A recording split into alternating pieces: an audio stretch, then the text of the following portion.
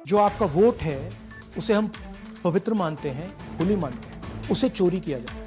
कौन सी फोर्सेस हैं आप जानते हो। सिर्फ एक सीट नहीं है, बहुत सारी सीट। ये नेशनल लेवल पे किया जा रहा है, सिस्टमैटिकली किया जा रहा है। अभी पिक्चर बाकी है। हिंदुस्तान में इलेक्शन चोरी किए जा रहे हैं, ये रियलिटी है हिंदुस्तान की। हम हिंदुस्तान के युवाओं से कह रहे हैं, हिंदुस्तान की जनता से कह रहे हैं, ये आपका भविष्य है, गरीबों का भविष्य है।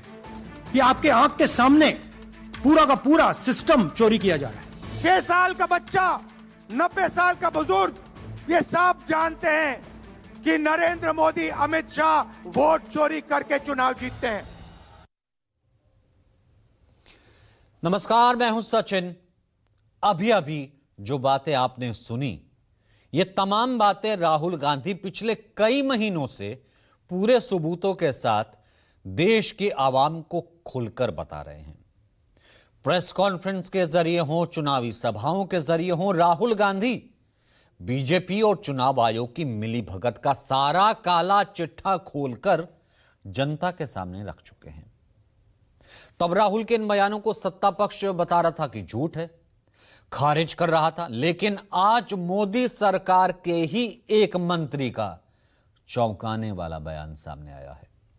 मंत्री जी का दावा है कि वो जिसे चाहे चुनाव जितवा सकते हैं, जिसे चाहे हरवा सकते हैं। दरअसल केंद्रीय मंत्री और हम के संरक्षक जीतन राम मांझी का दावा है कि उन्होंने डीएम को फोन करके हार रहे एक कैंडिडेट को 2700 वोटों से जितवा दिया। ऐसे में सवाल है कि क्या मंत्री जी का दावा सच है? मंत्री जी का दावा सच है तो राहुल गांधी के आरोप सच हैं। अगर मंत्री जी फेंक रहे हैं तो इस्तीफा क्यों नहीं लेती सरकार?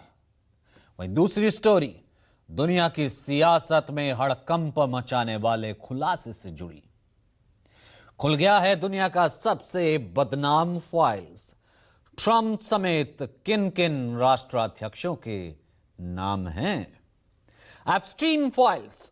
एप्स्टीन फाइल्स के पन्ने आग लगाने वाले किन देशों की सरकार गिराने वाले हैं। ताकतवर शख्सियतों की रंगीन मिजाजी फाइल्स में कितने भारत के दिग्गजों की कुंडली है। आज इसी पर जो कहेंगे सच कहेंगे।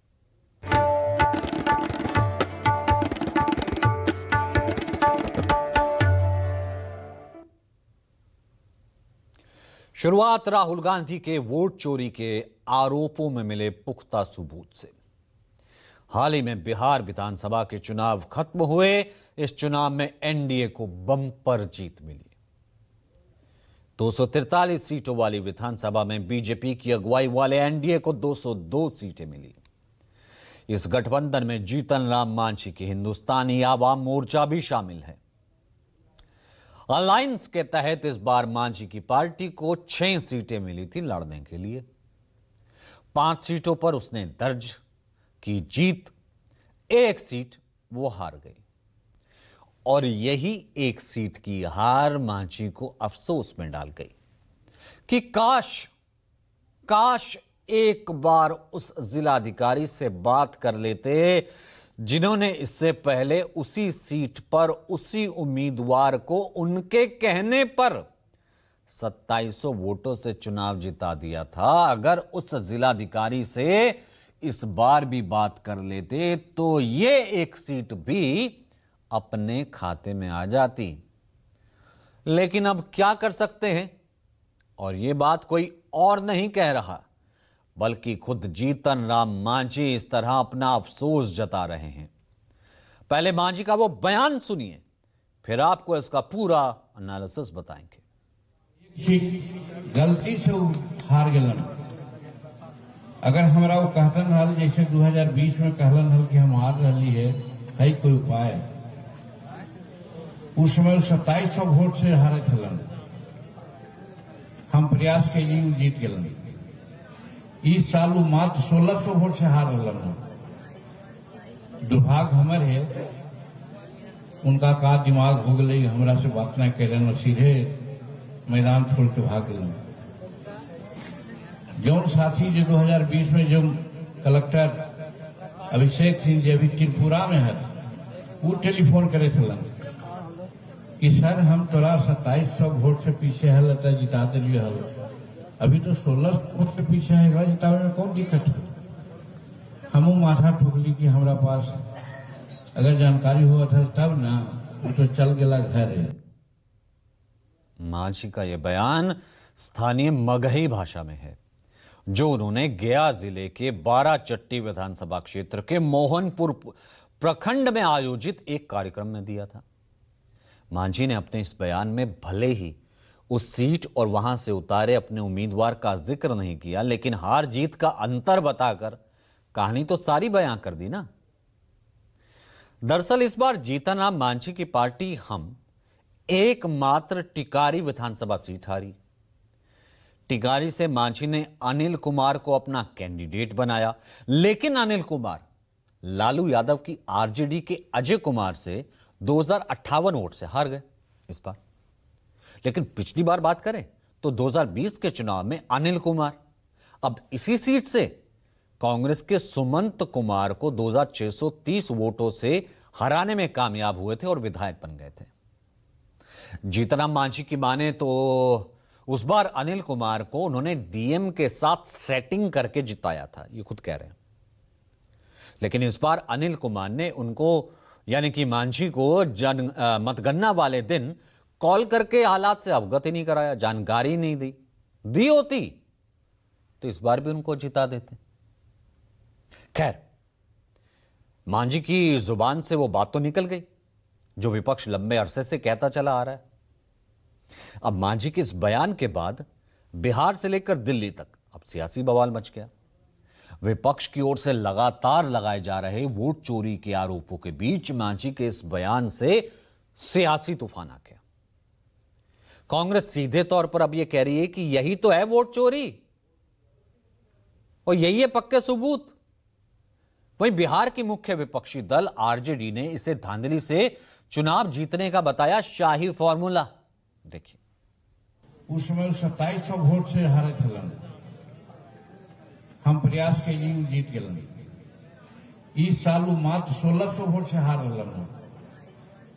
दुर्भाग्य हमारे है 1600 वोट से अपने एक प्रत्याशी की हार को भले ही मांझी अपना दुर्भाग्य बता रहे हों, लेकिन उनके इस बयान ने राहुल गांधी के उन तमाम आरोपों को सही साबित कर दिया जिसमें राहुल पीएम मोदी और गृह मंत्री अमित शाह पर वोट चोरी के आरोप लगाते रहे हैं। कांग्रेस ने मांझी के इस बयान वाले वीडियो को अपने सोशल मीडिया प्लेटफॉर्म एक्स पर पोस्ट करते हुए लिखा कि वोट चोरी का सबूत मोदी सरकार के मंत्री जीतन राम मांझी का कहना है।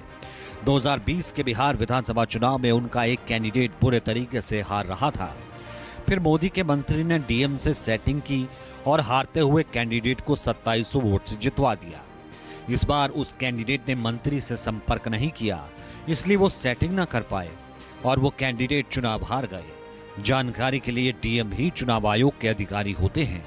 इस बयान से साफ है नरेंद्र मोदी, बीजेपी और उनके सहयोगी दल वोट चोरी करके चुनाव जीत रहे हैं। ये लोग चुनाव आयोग के साथ सेटिंग करके लोकतंत्र की हत्या कर रहे हैं।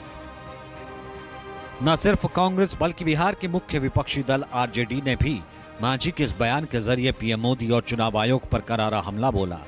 आरजेडी ने अपने एक्स पोस्ट पर मांझी का वीडियो शेयर करते हुए लिखा कि ये भारत सरकार में कैबिनेट मंत्री, बिहार के पूर्व मुख्यमंत्री और हम पार्टी के संरक्षक जीतन राम मांझी हैं, जो ठगेश कुमार जैसे पिद्दी पालतू आयुक्त के मुंह पर करारा तमाचा जड़ डंके की चोट पर खुले मंच से चुनाव नतीजों में हेराफेरी, मशीनरी और धांधली से चुनाव जीतने का शाही फार्मूला बता रहे हैं।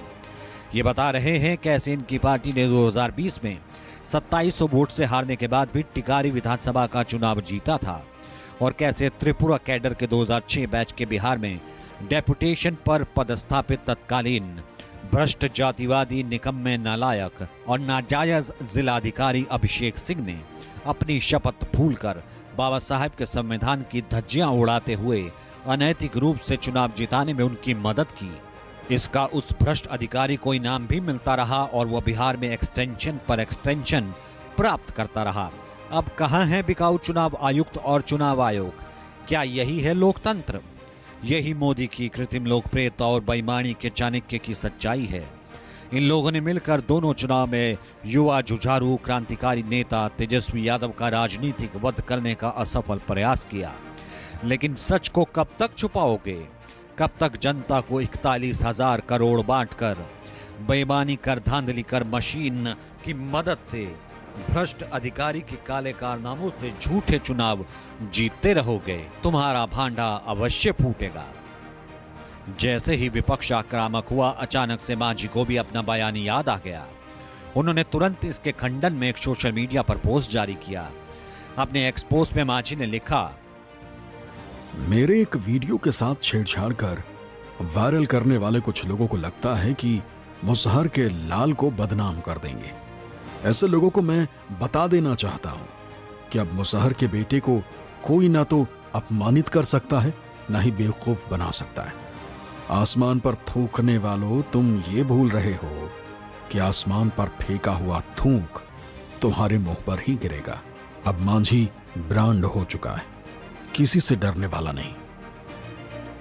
मांझी ने जहां यह कहकर अपने बयान का खंडन किया कि उनके वीडियो के साथ छेड़खानी की गई है, वहीं उनकी मुख्य सहयोगी पार्टी बीजेपी की ओर से जो तर्क के साथ बचावनामा जारी किया गया, बीजेपी के पूर्व अध्यक्ष और नीतीश कुमार में मौजूदा मंत्री दिलीप जायसवाल इसमें आरओ यानी रिटर्निंग ऑफिसर वाला एंगल ले आए। जीतन राम मांझी जी ने स्पष्ट कहा है कि चुनाव के समय जो ऑब्जर्वर आते हैं और आरओ की जिम्मेवारी है कि जो चुनाव में मतदान हुआ है उसकी सही संख्या को देखते हुए रिजल्ट प्रकाशित किया जाए। जो वोट गिनती नहीं हुआ था अंतिम राउंड का, वो इसकी चर्चा करना डिटेल नहीं बता पाए हैं उसमें, तो उसकी जब गिनती हुई तो हमारे उम्मीदवार उसमें जीते। कहा कि जब हार रहे थे उस दौरान कॉल हमें किया गया था। हाँ, चूंकि वो अंतिम राउंड का जो है वो गिनती नहीं हुआ था, तो अंतिम राउंड का गिनती हुआ तो उसमें वो चुनाव जीते। अब भारतीय जनता पार्टी के इस नेता का तर्क शायद ही किसी के गले उतरे। ऐसे में सवाल यह है कि क्या कोई रिटर्निंग ऑफिसर वोटों की गिनती के दौरान हारने वाले कैंडिडेट के पार्टी के मुखिया को कॉल कर सकता है? जीतन राम मांझी के मुताबिक उनको फाइनल रिजल्ट जारी होने से पहले कलेक्टर का फोन आया था। फिर अपने हारे हुए प्रत्याशी को डीएम के साथ सेटिंग करके उन्होंने विजय बना दिया था। सोचिए ये कितना हैरान करने वाला है। मांझी ने यह कहकर क्या राहुल गांधी के हर उन बातों को पूरी तरह सच साबित नहीं कर दिया है कि बीजेपी चुनाव आयोग के साथ मिलकर वोट चोरी करती है और उससे सत्ता में आ जाती है?